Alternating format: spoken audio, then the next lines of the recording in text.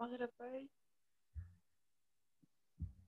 Так, бүгінгі қарастыратын тақырыбымыз философиядағы өмір мен өлім мәселесі, яғни өмірдің мәніне байланысты қарастыратын тақырып.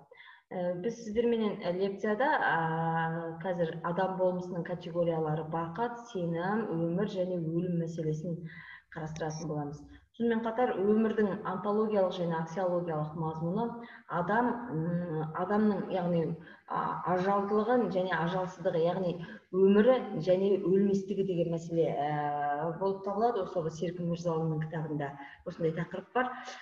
Содан кейінгі қарастыратын мәселе өмірдің мәні және оның шектеулілігін ұғыну мәселесі, яғни уақыт, мәңгілік және мақсат. Бұны Қорқыт дүниетанымының негізінде қарауға болады. Келесі қарастыратын бұл мынау өмір мәнді құндылықтар туралы ілім адам қажеттілігінің пирамидасы, яғни Маслоу ілімін қағидасының және Виктор Франклиннің жаңағы ойларыменен біз осы мәселені қарастыратын боламыз. Ал өмірдің мәні туралы қазақ философиясында кездесетін ұғымдарды, содан кейін махаббат адамның өмір сүру мәні мәселесін қарастырған осы Қожа Ахмет Яссауи және Абай сияқты қазақ халқының танымал философтарын сіздер өздеріңіз сырыспы сабағында қарастыруларыңыз керек. Енді бүгінгі сабақты мен сіздерге осы Абайдың мынандай бір ойыменен бастағым келіп отыр. Мысалы, кеше балең келдің ғой талай жасқа, көз жетті бір қалыпта тұра алмасқа. Адамды сүй, Алланың хикметінсіз, не қызық бар дүниеде одан басқа дейді. Жалпы дүниеге адам келгеннен кейін, яғни өмірге туып келмек бар, содан кейін өлмек бар, міндетті түрде. Және әр қайсымыз бұл дүниеден ертеме кешпе жаңағы өміріміздің аяқталатын, оның шектеулі екендігін білеміз. Жалпы осы мәселеге байланысты адамзат қоғамында қандай ойлар көне заманнан бастап қарастырылды деген мәселені қазір біз сіздермен осы бірінші мәселе бойынша қарап өтейік. Жалпы адамның өмірі шектеулі екендігін адам көне заманнан бастап түсінген. Соған байланысты мифологиялық түсініктерге қарайтын болсаңыз, адамның мысалы өмірі, жалпы өмірі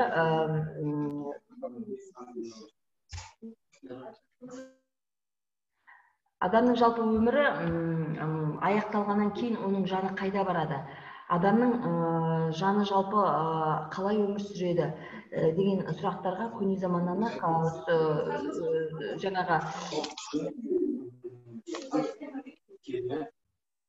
мысалы көп құдайлық сенім болған, яғни адамның мифологиялық көзқарасы басым кезде, мысалы грек қоғамын алып қарайтын болсақ, мысалы жер астындағы тозақ әлемі, яғни Аид құдайының дәргейіне өтеді деп қарастырған. Мысалы Египеттегі көп құдайлық түсінік бойынша, мысалы жаңағы мифологиялық түсінік бойынша қарайтын болсаңыз, бұл жерде жаңағы Сет құдайының, яғни қараңғылық әлеміне кетеді деп қарайды. Ал мысалы мифологиялық түсініктің негізінде қарайтын болсаңыз, бізде де адам қайтыс болғаннан кейін оның жаңағы жаны біздің желеп жебеушіміз ретінде бізге келіп кетіп жүреді деген сияқты түсініктер көне заманнан болған. Ал кейін мынау дүниежүзілік діндердің қалыптасуы нәтижесінде адам өмірге келгеннен кейін оның тәні уақытша өмір сүргенімен жаны мәңгілік деп. Мысалы қазақ қоғамының тікелей түсінігіне қарайтын болсаңыз, адам бұл өмірге, мысалы ислам дінінің негізінде, мысалы уақытша келеді және бұл фәни оған уақытша сынақ. Ал бұл дүниеден өткеннен кейін ол бақиға кетеді деп қарастырған. Мысалы мәңгі бақи, ол бақилық, ол кері процеске болу мүмкін емес. Уақыт деген жалпы жаңағы бір өлшемді және кері қайтарылмайтын категория.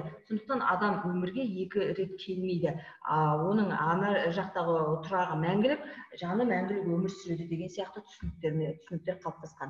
Мұндай түсініктер христиан дінінде де және жаңағы ислам дінінде де бар. Бірақ Будда дінінде өткен жол біз сіздерге айтқандай, адамның жаңағы жаны белгілі бір кезеңде қайтып оралып жаңағы басқа бір яғни тәнде өмір сүру мүмкін деген, яғни инкарнация сияқты түсініктер бар, сондай сенімдер бар деген мәселені сіздермен қарастырғанымыз болатын. Сонымен қатар енді өздеріңіз білетіндей, жалпы жаңағы мынау Будда дінінің көне ұстанымдарына қарайтын болсақ, оны жалпы қазір ғылымда көптеген халықтар мұнымен келіседі. Жалпы өмірді қарама-қайшылықтардың жаңағы күресінен тұрады деп мысал алады. Мысалы, өмір бар жерде өлім бар, күн бар жерде түн бар. Мысалы, қараңғы бар жерде жарық бар, ақ бар жерде қара бар, жастық бар жерде міндетті түрде кәрілік бар, мысалы қуаныш бар жерде қайғы бар деген сияқты. Міне осындай дүниенің алма-кезек келетін жаңағы жақсылығы мен жамандығы немесе қарама-қайшылығының бірлігінің нәтижесінде біз жаңағы өмір сүреміз деген көзқарас бар екен. Жалпы Будда дінінің мысалы инь-янь мектебі және йога мектебі жалпы осы қарама-қайшылық мәселесіне байланысты келгенде адам өмірінде мынадай көзқарас білдіреді екен. Жалпы адамның өмір сүруі, мысалы, дем алуыңыз өмір сүру болса, қайтып ол демді шығару, яғни бұл өлімге қарай бір қадам жасағаныңыз дейді. Сонда былай қарасаңыз, біздің өмір сүруіміздің басты тетігі, басты негізі егер ауа, оттегі деп қарайтын болсақ, сол оттегінің өзі сіздің организміңізді бүлдіретін, организміңіздегі жасушалардың ыдырауына, яғни сіздің организміңіздің қартаюына тікелей себебін тигізетін бірден бір химиялық элемент екен. Бірақ адамзат оттегін алмастыратын ондай зат немесе ондай мүмкіндікке жеткен жоқ, және ондай ол мүмкін емес екен. Енді қараңыз, сонда біз өмір сүре отырып, яғни әрбір мысалы сағаттың тықылы, сіздің өміріңіздегі сағаттың тықылы, бұл сіздің өтіп бара жатқан өміріңіздің ізі немесе дауысы деп қарайтында жаңағы көзқарастар бар екен. Яғни өмірді, бұдан нені көреміз? Өмірді тоқтатып тұру мүмкін емес. Өмірге келгеннен кейін біз міндетті түрде оның соңына қарай қозғалады екенбіз. Яғни оның соңында міндетті түрде өмірдің аяқталуы, яғни өлім бар екендігін біледі екенбіз. Жалпы осы өмір және өлім мәселесін қарастырған ғалымдардың арасында, мысалы, жалпы адамның өмірін мәңгілік ету мүмкін бе? Мәңгілік ету мүмкін болса, адамның өмірі қалай өзгереді деген сұрақтарды талқылаған ғалымдар қатары бар екен. Сонда жалпы адамның егер өмірін мәңгілік ететін болса, ол қалай өзгереді деген сұраққа жауап берген кезде, онда қазір біз көріп отырған құндылықтар мен өркениет мүлде өз келбетін өзгертуі мүмкін. Яғни адам өзінің өмірінің мәңгілік екенін білетін адам, былайша айтқанда, ол ештеңеге асықпайды, ол өзі қойған мақсатқа ұмтылмайды, ол өзінің жаңағы азғана берілген уақытында бірдеңе жасауға мүлде талпынбауы да мүмкін дейді. Бұл неге алып келіп соғады? Былайша айтқанда, бұл қазіргі сіз бен біз білетін өмірдің мәнінің жойылуына алып келеді екен. Сонымен жалпы көне заманнан бастап осы өмір мен өлім мәселесінде ғалымдар қандай ой айтты дейтін болсақ, мысалы біз Шопенгауэрдің пікіріне назар аударуымызға болады екен. Мысалы Шопенгауэр айтады: ерік байсалды және мәңгі, ол жалғыз нағыз нақтылық болып табылады. Әлем ерік және елестету болып табылады. Ерік қай жерде болса да, қай жерде болса сол жерде қасіретте болады дейді.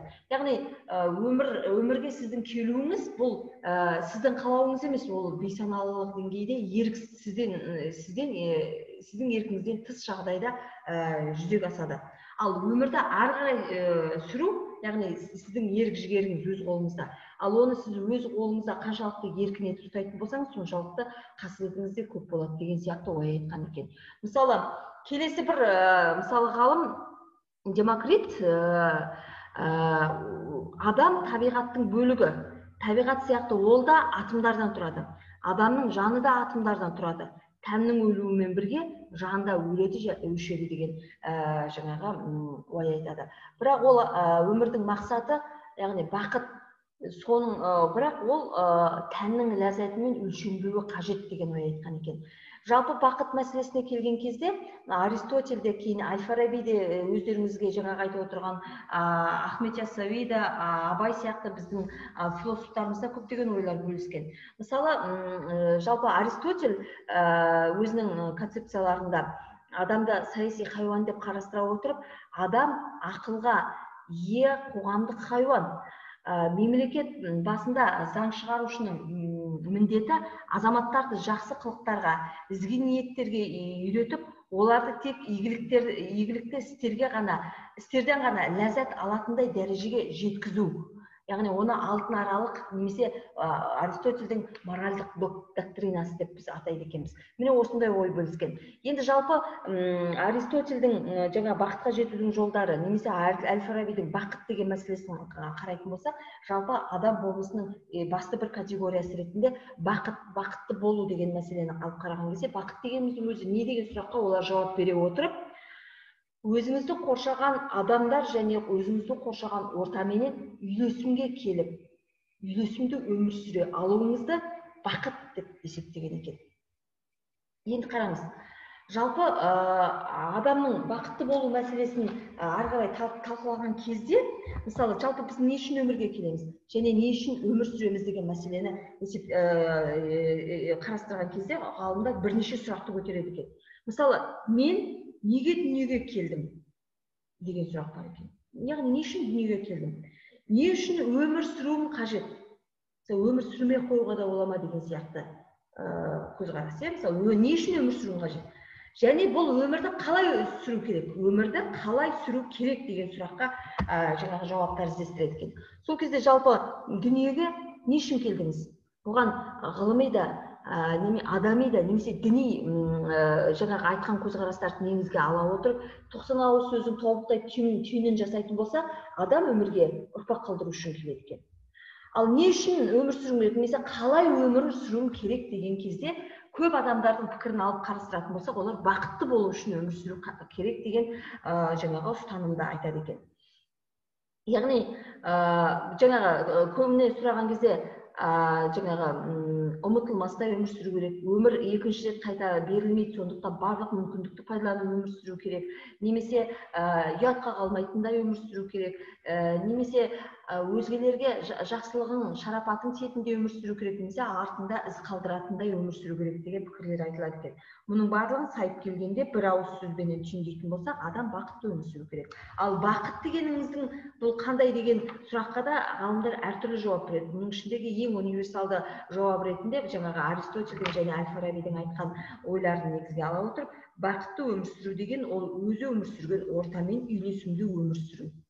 Мысалы, Конфуцийда өзгелердің саған қандай қарым-қатынас жасағанын қаласаң, сен де оларға сондай қарым-қатынас жаса деген қағидасы бар. Яғни адам өмірінің басты мәні не? Яғни бақытты болып өмір сүру екен. Енді осындай бір ойларды талқылай келе, Американ философы Маслоудың адам қажеттіліктерінің пирамидасы деп аталатын пирамиданы мен сіздердің назарларыңызға ұсынып отырмын.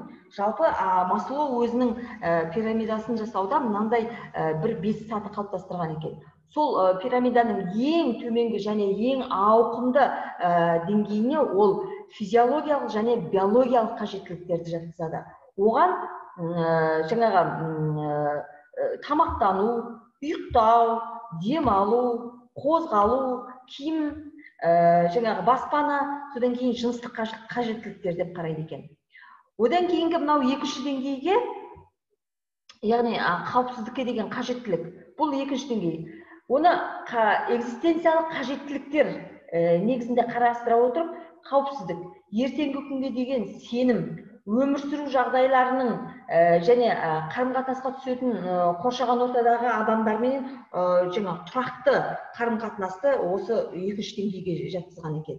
Ал үшінші деңгейге Маслоу өзінің пирамидасында әлеуметтік қажеттіліктерді немесе сүйіспеншілік мәселесін жатқызады екен. Онда ол басқа адамдармен бірге отырып қарым-қатынасқа түсіп, солардың сый сияпатына ие болу, солардың тарапынан сізге жаңағы еңбегіңіздің еленгені, сізді сыйлағаны деген сияқты жаңағы қарым-қатынасты жатқызады екен. Төртінші, өзін-өзі құрметтеуге деген қажеттілік дейді. Мысалы, егер ол қажеттілікті сіз өтей алмаған жағдайда, көптеген адамдар дағдарысқа түсетін жаңа жағдайлар болатынын да ескертеді. Яғни төртінші деңгейде қажеттілікті ол мынау абырой мәселесіне әкеліп тірейді. Яғни абырой қажеттілігі, беделдің басқалардың назарына ілігуі, жасаған қызметіңізге сәйкес, яғни жоғарылау, немесе сіздің тұлғалық жаңағы сапаңызға, тұлғалық қасиетіңізге жаңағы баға беруді осы төртінші деңгейге жатқызады екен. Ал ең жоғарғы бесінші деңгейге Маслоудың пирамидасы бойынша рухани қажеттіліктер кіреді екен. Оған шығармашылық арқылы өз мүмкіндігіңді өмірге енгізу, іске асыруды жатқызады екен. Міне осы мәселелерді негізге ала отырып, жалпы адам қалай өмір сүру керек деген мәселе жаңағы сұрақты қарайтын болсаңыз, күнделікті өмірде біз бір нан табуымызбенен бір жаңағы өміріміздің жаңа қамсыз өтуін біз мысалы қалайды екенбіз. Мысалы, өмірдің ең биік мән мағынасы ол бір күндік сіздің асыңызбен, тыныш ұйқыңызбенен өлшенбеуі керек. Жаңағы Шопенгауэр айтқандай, немесе Демокрит айтқандай, ол сіздің тән ләззатыңызға негізделмеу керек екен. Өмірдің ең биік мән мағынасы шығармашылық сатыға көтеріліп, өз қабілетіңізді іске асыру негізінде жаңағы сізді қанағаттандыра алған жағдайда, яғни күніңіз теңдесі жоқ қуанышқа, сезімге толы, яғни басқалардың тарапынан бағалауға ие болып, олар басқалардың тарапынан құрметке жаңағы ие болып, өз ісіңді бір сүйіспеншілікпен, ынтаменен атқаратындай жаңағы күйде немесе сезімде болатын болсаңыз, бұл сіздің негізгі мақсат мұратыңыз, бұл сіздің негізгі жаңағы бақытты болуыңыздың басты тетігі деп қарайды екен. Енді осындай ойды тағы да мынандай бір ғалымдар қарастырады. Жалпы, мысалы, орта ғасырлық христиандық жаңа көзқарасқа қарайтын болсақ, бұл жерде екі адамды нақты атап өтеміз. Біз жалпы христиан дініндегі философтар ретінде Аврелий Августин адамды жаны тәнінен тәуелсіз өлмейтін жан деп түсіндіреді екен. Фома Аквинский адам жан мен тәннің бірлігі, жануарлар мен періштенің арасындағы тіршілік иесі деп түсіндірген екен. Тән өледі, ал жан өлмейді. О дүниеде Құдай алдында ол кез келген істеген ісіне жауап береді деген көзқарас ұстанады. Тура осы көзқарасты біз ислам дінінің де құндылықтарынан көреді екенбіз. Ал қазақ қоғамында бұл мәселе қалай қарастырылады? Жалпы адамның жаны мен мына рух мәселесіне келген кезде, өткенде біз бұны жан рух мәселесін қарастырған кезде біз қорқыт философиясын атаған болатынбыз. Яғни адамның тәні өлгенмен оның істеген ісі жаңағы өмірінің мәні ретінде артында із қалдыратындай өмір сүрген адамдардың қатарына біз қорқытты жатқызамыз.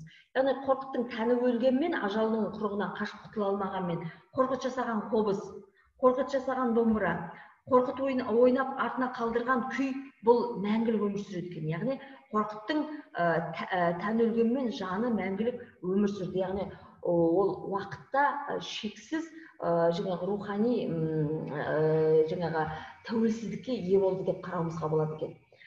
Енді жаңа мынау ғылыми деңгейде жаңаша адамның өмірі мен өліміне көзқарас қалыптастырған бұл қайта өрлеу дәуірінің және жаңа заман философтары. Олардың қатарына біз жаңағы Декарт, Бэкон, Томас Гоббс, Барух Спиноза, Джон Лок, Жан-Жак Руссо, Рене Декарт сияқты ғалымдарды жатқызамыз. Олардың жалпы тұжырымында адам өз болашағы өз қолында, Құдайдан да басқадан да тәуелсіз ақыл ой иесі, өз өмірінің саналы субъектісі деген анықтама берген екен. Осы анықтаманың негізінде Рене Декарт мен ойлаймын, олай болса өмір сүремін деген екен. Яғни жаңағы Маслоу пирамидасындағы төменгі қажеттіліктер емес, бұл өзінің ойлау арқылы жеткен нәтижесінде ол өзінің барлық биологиялық, физиологиялық және басқа да қажеттіліктерін өтей алатын деңгейге жетіп, және өзінің өмірін мәнді мағыналы сүретіндей деңгейге көтере алуға болады деген ой айтқан екен. Енді осы адамның өмірі және оның шектеулі болуына байланысты адам қысқа ғана өмірін мән мағыналы етіп өткізуіне байланысты өте мағыналы және мәнді еңбек айтқан адамдардың қатарына біз Виктор Франклды жатқызады екенбіз, Австрия ғалымы. Бұл кісі адамды жаңағы мынау ләззат пен азап шегу арасында салыстырмалы түрде зерттеулер жүргізе отырып өз еңбегін жазған. Франкл екінші дүниежүзілік соғыс кезіндегі жаңағы мынау фашистік концлагерлерде азап шеккен адамдардың арасында бірге осы жағдайды көзімен көре отырып, жалпы адамның өмірінің мәніне, адамның өмірінің мәнді жақтарын ашу үшін не істеу керек, адамның тән ләззаты мен жан ләззатының арасындағы ара салмақ қандай деген ойда өте құнды еңбек жазған адамдар екен. То есть ғалым екен. Мысалы, қазіргі қоғамдағы адамдарды Франкл жаңа жануарлар сияқты түйсіктің негізінде өмір сүреді және өмір сүретіндей кешегі қоғамның әдет ғұрпын қайталап, соның талабын орындай отырып өмір сүруге бәрі келісе бермейді деп қарайды екен. Сондықтан олар басқалар сияқты да болғысы келмейді. Яғни конформизм. Және басқалардың айтқан істегісіге келмейтін, немесе басқалардың айтқанын керісінше істеп, солардың басқаруында жүретін адамдар бар дейді. Яғни тоталитарлық басқаруға мойын ұсынатын. Сонда осы Франклдың еңбегінде өмірдің мән мағынасын табуға байланысты ой толғай отырып, ол мынандай бір ойды айтады. Мысалы, өмір сүруде мәнсіздікке, яғни өмір сүрудің жаңағы құндылығын түсінбей өмірден баз кешетін адамдар болады. Мысалы, кейбір адамдардың балалары мысалы не кием, не ішем, қандай вузда оқимын деген сияқты проблемаларға тап келмеген, барлық жағынан қамтамасыз етілген балалар болса да, бірақ олар өмірден баз кешіп, нашақорлыққа ұрынып, ішімдікке салынып, әртүрлі қылмыстарға барып, тіпті Құдайды іздеу жолында бұл дүниені тәрк ететін кездерде болады екен.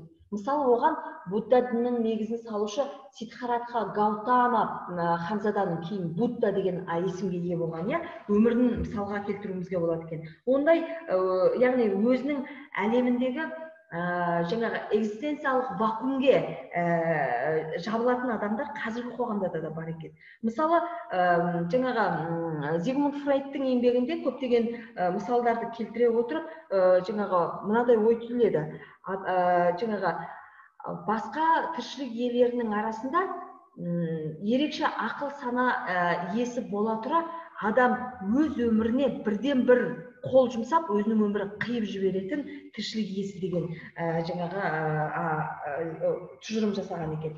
Сонда Виктор Франклдың ойынша, егер адам өзінің тұлғасына, жаңағы мынау Маслоудың пирамидасы бойынша 3-4 деңгейде, яғни өзінің тұлғасына өзгелер тарапынан құрметке ие болмаса, өзінің қоғамда қажетсіз сезінетін болса, немесе жаңағы өзінің дарынын аша алмайтын болса, экзистенциялық вакуумге өзін жаба отырып, жаңағы мына өмірдің мәнін жоғалтып, және жаңағы азғындау жолына, немесе жаңағы ақыл ойының ауытқушылығына ұшырайтын жағдайлар болатындығын практика жүзінде дәлелдеген екен.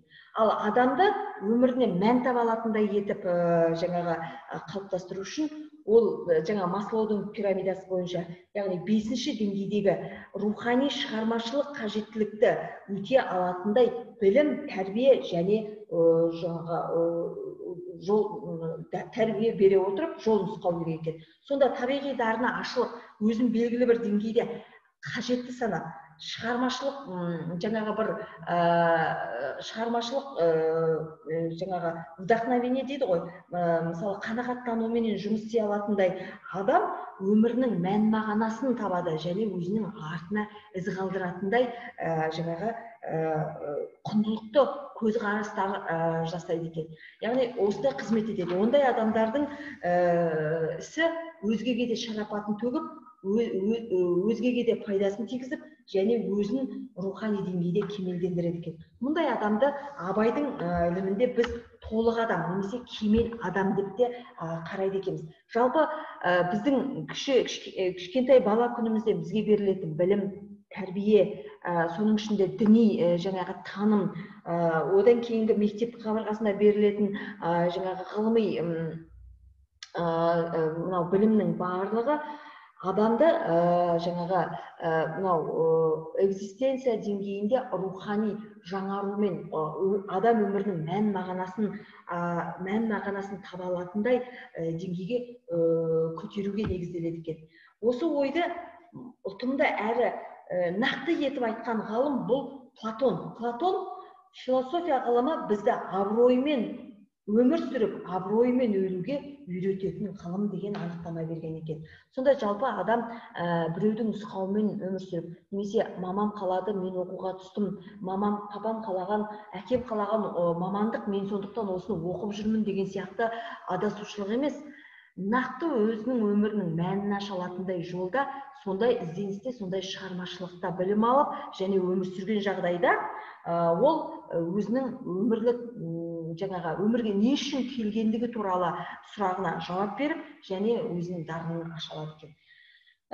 Енді мысалы жаңағы адам мысалы аварияға түсіп, немесе жаңағы жоғарғы қысымнан миына қан құйылып кетіп, жаңағы мынау миының жұмысы тоқтағанмен, яғни ешқандай ой процесі жүзеге аспай қалған жағдайда, ол медициналық құралдардың көмегімен біраз уақыт мысалы өмір сүре алатындай қазір жағдай бар екенін сіздер білесіздер. Бірақ қазақта мұндайды тірі өлік деп те атайды екен. Яғни адамның тікелей ойлау процесі тоқталатын болса, адамның жаңағы біз айтып отырған өмірге не үшін келгені, өмірді бақытты сүруге бағытталған барлық жаңағы өмірлік мән мағынасы тоқтап, оның тәні ғана өмір сүргені жаңағы өзінің мәнін жоғалтады екен. Жалпы біз өзімізді бақытты сезінеміз қай кезде? Яғни пендешілік деңгейде жаңағы қарнымыз бір тойса, дәмді тамақ жеп, немесе бір жақсы киім сатып алса, немесе өзің қалаған адам сізге күліп қараса, немесе бір сіз жақсы көретін адам сізге бір тән ләззатын берсе, мысалы сондай кезде біз өзімізді бақытты сезінеді екенбіз. Бірақ өмірдің мәні мен өмірдің жаңағы негізі, яғни бақытты болып өмір сүру, бұл біз ойлаған тән деңгейінен әлде қайда жоғарыда жатқандығын екінің бірі біле бермейді екен. Енді осы сабағымызды негізге ала отырып, өмір мен өлім мәселесіне мысалы ой айтатын болсақ, бұл туралы пікір таластыратын болсақ, өте көп мысалы діни дейміз ба, жоқ әлде рухани дейміз ба, немесе материалистік көзқараста дейміз ба, көптеген ойлар айтуға болады. Дегенмен мысалы менің өзімде өмір немесе өлім мәселесін айтатындай бір жаңағы 80-90-ға келген адам емеспін. Мен бүгін сіздерменен өмір және өлім мәселесінде, өмірдің мәнін іздеу мәселесіндегі ең озық ой айтқан ғалымдардың еңбегімен, ой көзқарасымен сіздерді таныстырып отырмын. Сіздер өмір мәселесін жаңағы қарастырған кезде Абайдың, яғни біздің төл мәдениет негізінде Абайдың өлеңдеріне жаңағы көп назар аударуымызға болады. Мысалы жаңағы өлсе өлер табиғат, адам өлмес, қайта айланып ол келіп ойнап күлмес, менімен менікінің айырылғанын өлді деп ат қойыпты, өңшең білмес деген мысалы өлең жолдарын білесіздер, иә? Мысалы жаңағы қызыл тіл бір ұялшақ қыз болмай ма, махаббат ғадауатпен майдандасқан қайран менің жүрегім мұз болмай ма деген жаңағы нұрлы жүрек мәселесінде толық адам концепциясын жасаған Абай өзінің жаңағы 60-қа қарай жасы келген кезде өзінің ойын жаңағы былай деп тұжырымдаған екен. Яғни Інжілде де, Тауратта да, Құранда да адамды жаратқан ерекше махаббатпен жаратты деген ой айтылады ғой. Және осы ерекше жаралған тіршілік иесі адамның қисық қабырғасынан өте бір сондай нәзік етіп әйелді жаратты деген ой бар. Міне осындай жаңағы бастаманы негізге ала отырып Абай айтады: махаббатпен жаратқан адамзатты сен де сүй, ол Алланы жанынан тәтті. Адамзаттың бәрін сүй бауырым деп, және хақ жолы осы деп әділетті деген екен. Яғни мұндай ойды біз Конфуций философиясынан да, Будда философиясынан да, батыстың көптеген ғалымдарының еңбегінен де осындай ойларды, осындай ұстаныммен көзқарасты көреді екенбіз. Осымен бүгінгі айтатын ойымызды қорытындылаймыз. Қалған сұрақтарды біз сіріспе сабағында кеңірек талқылап, және осы сабақтың қорытындысын шығаруымыз керек.